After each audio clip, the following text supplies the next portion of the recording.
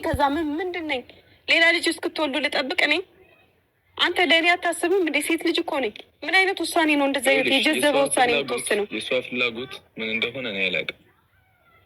እኔ ግን ደግሞ ያንተን ውሳኔ ያንተን ፍላጎት ደግሞ በደንብ ገብቶኛል። ያንተ ፍላጎት በደንብ አውቄዋለሁ።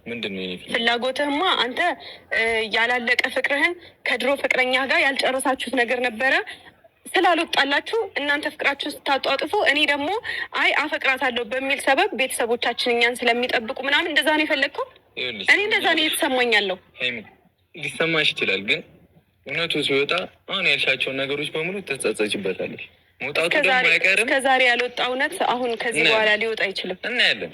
እስከዛሬ ያልወጣ እውነት ከዚህ ታያለሽ። አሁን ደግሞ እኔን እንትን ለማለት አትሞክሪ። እኔ አይደለም አሁን ይኸውልሽ ያለሽበት ስሜት ይገባኛል እኮ ተረድተሽኝ አብረሽኝ ገብቶ አይደለም አንተ ሲጀመር እኔ መቼም ቢሆን ከዚህ በኋላ ይቅርም አልልህም።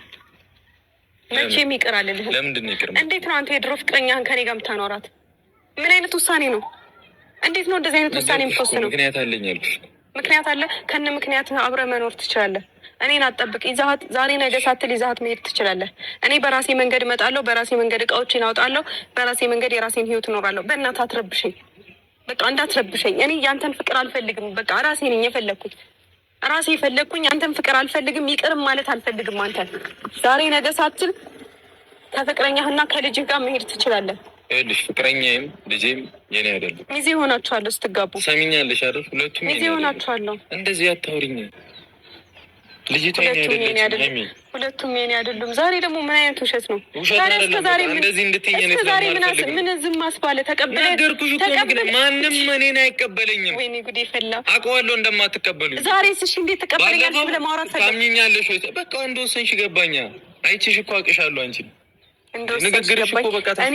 እኔ ስወስን ነው እንደዚህ አይነት ነገር የምትናገረው። እስከ ዛሬ ይሄ ሁሉ ህመም ስታመም፣ እስከ ዛሬ የማልፈልገው ቦታ ላይ እየተገኘው መንከባከብ የማልፈልገውን ልጅ እየታመምኩ ስንከባከብ እስከ ዛሬ የት ነበርክ? ለአንተ ብዬ መሰለኝ ስለማፈቅር መሰለኝ ሁሉ ዋጋ የከፈልኩልን። አንተ ጭራሽ እሷን ከኔ ጋር ለማኖር ትሞክራለህ። አንተ አይደብርም እንዴ? ምን አይነት ሰው ነህ? ቆይ እኔ የማላውቀው ሰው እየሆንክ ነው ወይስ ጤነኛ ነህ? አይምሮ ይሰራል? ዛሬ ደግሞ ከመሬት ተነስተህ መጥተህ ልጁም የኔ አይደለም እሷም የኔ አይደለችም እንዴ? የአንተ መሆኗን ተቀብለህ መሰለኝ አንድ ቤት ልታኖራት የፈለግከው ከኔ ጋር። ምክንያት አለኛል። የራስህ ምክንያት አለ። ለምን አትሰሚም? የራስህ ምክንያት አለ።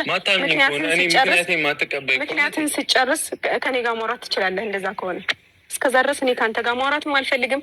ጓደኞቻችንንም እዚህ ጋር መሀል ላይ እንዳታስገባቸው። በቃ ማንም እንዲገባ አልፈልግም በእኛ መሀል። በቃ ምንም ይሄ እኔ እኮ አይደለም ያስገባቸው። ሲጀመር አንቺ ራሱ ከእነሱ ጋር የሆነ ነገር ስላለሽ ነው ማለት ጓደኞቼ። አሁን ሜቢ ሀሰንም ወኔ ሰቶች እንዲበ ያልገባኝ ነገር ምን እንደሆን ታውቃላችሁ? ትናንትና ሀይሚ ሁለቱን ለማገናኘት ብዙ ነገር ስታረግ ነበረ።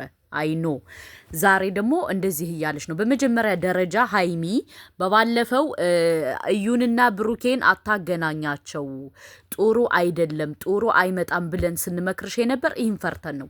በሁለተኛ ደረጃ ደግሞ ልጁ የብሩኬ አይደለም። እውነት ለመናገር ልጁ የብሩኬ አይደለም። ጀስት ግን የኔ ነው ብሎ አምኖ ለመቀበል ለምን እንደፈለገ ባላቅም ልጁ የብሩኬ እንዳልሆነ አንቺም ልቦናሽ ያውቃል። ከቻልሽ ብሩኬን ተረጁ።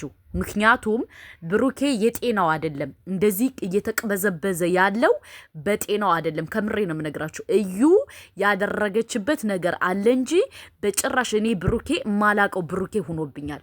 ገባችሁ? ምክንያቱም እየተደረገበት ያለ ነገር በጣም ነው ያሳዘነኝ። አሁን ለምን እዩ የሆነ መተት አስደርጋበት እንጂ በጤናው ብሩኬ በዚህ ደረጃ እንደዚህ አይሆንም፣ ሊሆንም አይችልም።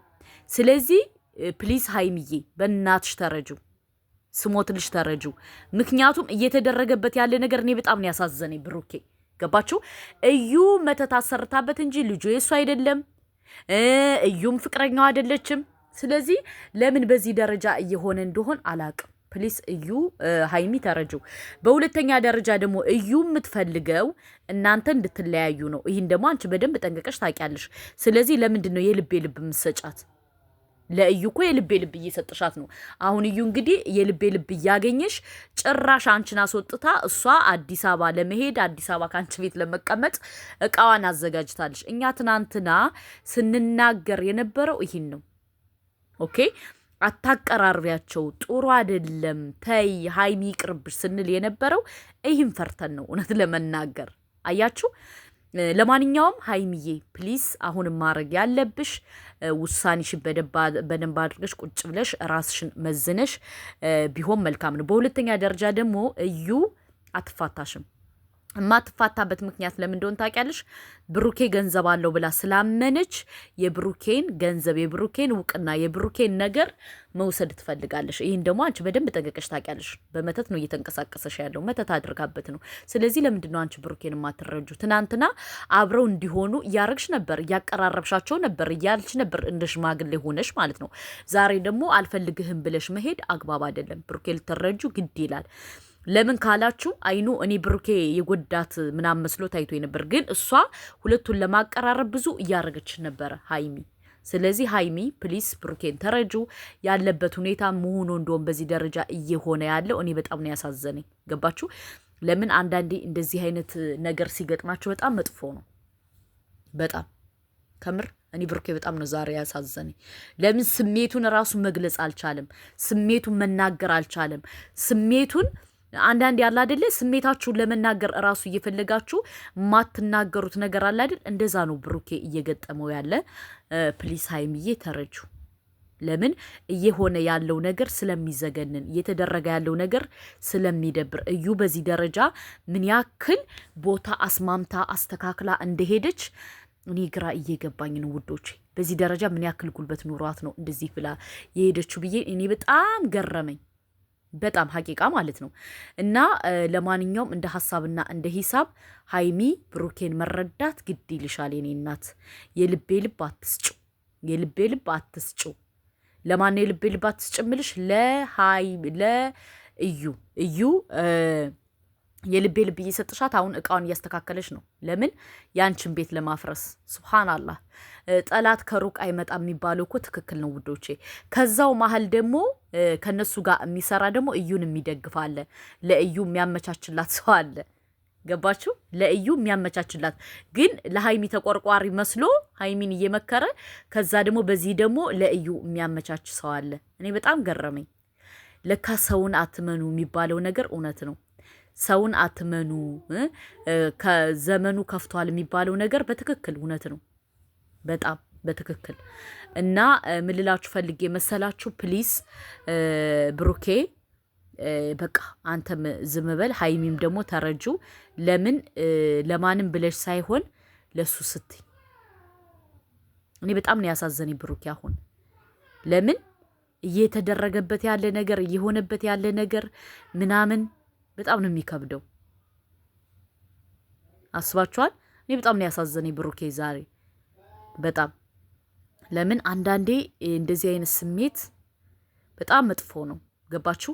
ሰው አያምነኝም፣ ብናገር እውነቱ አይወጣም፣ ብናገር ማንም ነገር እንትን አይለኝም ምናምን ብላችሁ የምትሉት ነገር ስሜቱ በጣም ከባድ ነው። ስለዚህ እንደ ሀሳብና እንደ ሂሳብ ሀይሚዬ ተረጁ፣ በአላህ ተረጁ ብሩኬን። ለምን እሷ እያደረገችው ያለ ነገር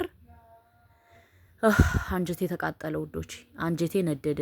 በእዩ የተነሳ እኔ በቃ እንትን በይ ነቂያት እያለኝ ነው። እኔ ገባችሁ? እያደረገችው ያለ ነገር በጣም ስለሚያናድድ፣ በጣም ስለሚዘገንን፣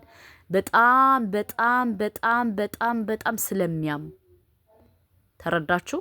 እና ሀይሚ ብሩኬን ልትረጁ ግድ ይልሻል። እዩ ደግሞ የምትፈልገው ይህን ነው፣ ሁለታችሁን ለያይታ እሱን ለመውሰድ። እኔ ፕላኗን በውስጥ የደረሰኝ መረጃ ብነግራችሁ በጣም ነው የገረመኝ። ፕላኗ እንዴት አርጋ አመቻችታ እንደምትሄድ፣ እንዴት አርጋ አመቻችታ እያንዳንዷን ነገር እንደምትሄድ አስባችኋል? በቃ በዚህ ደረጃ ክፉ ናት እንዴ እስከምትሉ ድረስ፣ በዚህ ደረጃ ምን ያክል መሰሪ ናት፣ በዚህ ደረጃ እንዴት ምን አይነት ክፉ ናት፣ በዚህ ደረጃ ምን አይነት ሸረኛ ናት እስከምትሉ ድረስ ነው የእዩ መረጃ ከኔ ጋር ያለው።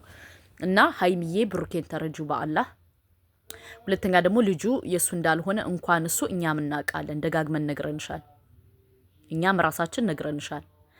ምክንያቱም ልጁ የእሱ አይደለም። ኦፍኮርስ የእሱ ያልሆነውን ልጅ ነው በግዴታ ትቀበላለ ተብሎ በግዴታ ተጥሎበት ያለው። እውነት እናውራ ከተባለ ማለት ነው። ስለዚህ ከብሩኬ ጋር ምንድን ነው እንትኑ ችግሩ? የእሱ አይደለም። ኦፍ ኮርስ ለመተባበር ብሎም ሊሆን ይችላል እንትን እያላት ያለው እሷን ለመተባበር ምክንያቱም እዩ ድሃ ስለሆነች ያው ልተባበራት ብሎ ነው። ከአንቺ ቤት ደግሞ ቢወስዳት ደግሞ ያው ቤትሽን እንድታጸዳ ለግርድና እንጂ ሲጀመር እዩን እንደማይወዳት አንቺ ታውቂያለሽ። ሀይሚዬ ታውቂያለሽ አንቺ እንደማይወዳት እና ይህን ነው የምለው። ፕሊስ ብሩኬን ተረዱት።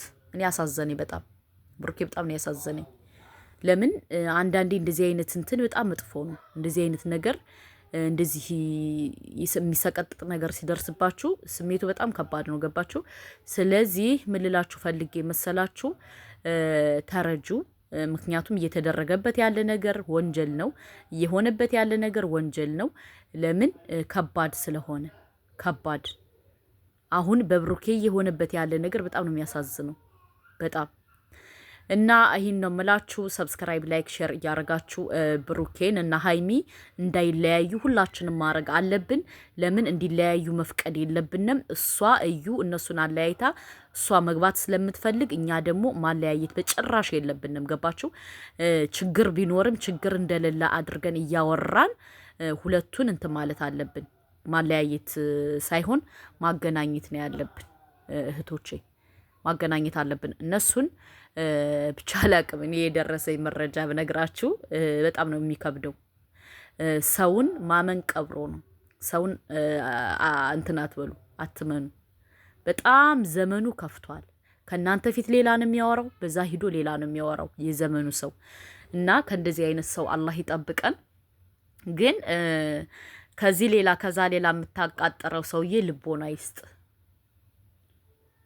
ልቦና ይስጥ። ፍፄ ሁለታቸው ለእዩ መረጃ ትሰጣለህ። ከዚህ ጋር ደግሞ መጥተህ ደህና ሰው ያጫውተሃል ፍፄ ማለት ነው። ባይዘወይ እኔ አንተ በብሩኬ ህይወት የምትቀና ይመስለኛል። እኔ ብዙ ጊዜ ዝም ብዬ ስታዘብህ በብሩኬ ህይወት በጣም ትቀናለህ። ልቦና